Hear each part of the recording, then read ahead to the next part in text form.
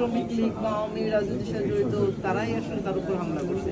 তো হাদির উপর হামলা হলো, আবার তার যে প্রতিবাদে মানববন্ধন সেটি শেষ করে এসে তার সহযোগিতাদের উপর হামলা, এই বিষয়টা আপনি কিভাবে দেখেন বা বিচার দাবি এই জায়গা নিয়ে দেখবেন? অবশ্যই এরকম একটা ঘটনা ঘটছে, আর বিচার দাবি করবো সেটা না। এই ঘটনা হলো, দেখেন গতকালকে যে হামলাটা হয়েছে ওমর সানির উপরে, দেন আজকে এখানে রিদওয়ানের উপরে যে হামলা হলো, এগুলো একই সূত্রে কাটা। আপনি যেটা বললেন যে যুবলীগ ছাত্রলীগ, এটা ঠিক যে গত জুলাই আগস্টে আমরা যে আন্দোলন করেছি, আমরা যারা মাঠে ছিলাম, আমাদের ছাত্র জনতা সহ যারা আমরা মাঠে ছিলাম, তাদের মধ্যে কিন্তু ওই পতিত স্বৈরাচারটা খুব হয়ে গেছে। কারণ যে বিগত দিনে আমরা আন্দোলন সংগ্রাম করেছি, 17 বছর আমরা যে আন্দোলন সংগ্রাম করেছি, সেই আন্দোলনের রেজাল্ট এসেছে আমাদের জুলাই আগস্টের পরে 5ই আগস্ট।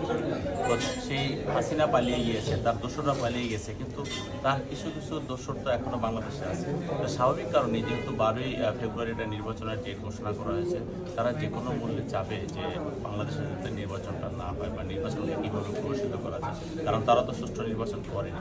কাজে আমরা একটা কথাই বলতে চাই, আমরা জাতিগতভাবে এখন বাংলাদেশের মানুষ ঐক্যবদ্ধ কাজ, তারা গণতন্ত্রের জন্য ঐক্যবদ্ধ, তারা বাক স্বাধীনতার জন্য ঐক্যবদ্ধ, এবং যতই ষড়যন্ত্র করুক তারা এখান থেকে বাংলাদেশের মানুষকে সরাতে পারবে না।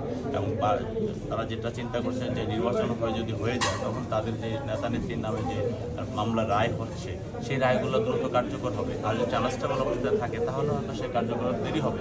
এর ভিতরে তারা গুজগাছ করে হয়তো তারা বাংলাদেশের প্রতিশোধমূলক কোনো কর্মকাণ্ড করতে পারবে। তাহলে আমরা আশা করি যে সমস্ত এই হামলা টামলা করে তারা কিছু করতে পারবে না। আমরা ঐক্যবদ্ধ আছি, জনগণ ঐক্যবদ্ধ আছে। ইনশাল্লাহ যেভাবে 5ই আগস্ট তারা পালিয়ে গিয়েছে, আগামী তো এই জনগণের প্রতিরোধের মুখে তারা পালিয়ে যাবে।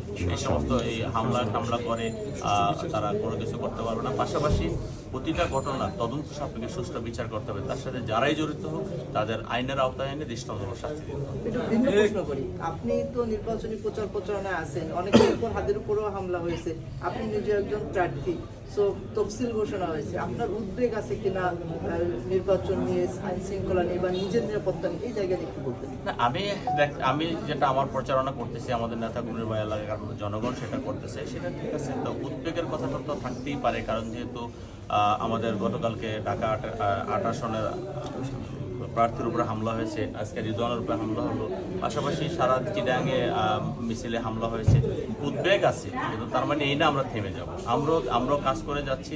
জনগণ যেহেতু আমাদের সাথে দিচ্ছে, বিজয় জনগণের সুনিশ্চিত ইনশাআল্লাহ। ভাই